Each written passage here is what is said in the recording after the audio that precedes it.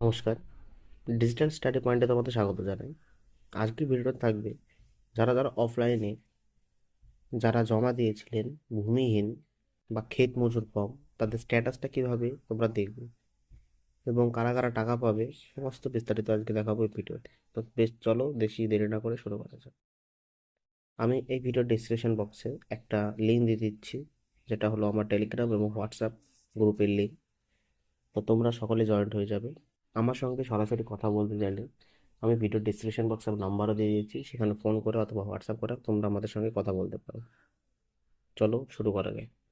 First যে ভিডিওটি আজকে থাকবে, যেটা হলো ক্ষেত মজুর, তোমাদের বলা হয়েছে।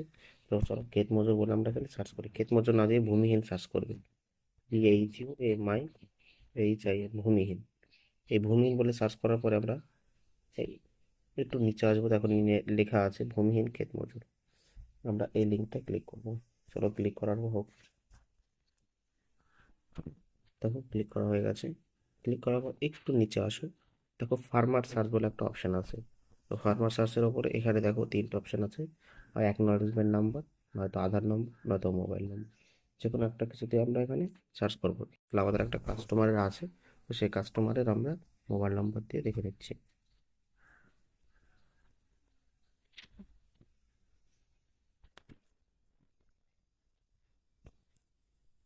মোবাইল নাম্বার দেওয়ার পরে সার্চ অপশন ক্লিক করবো। দেখো সার্চ অপশন একটু নিচে আসো, তখন নাম চলে আসবে।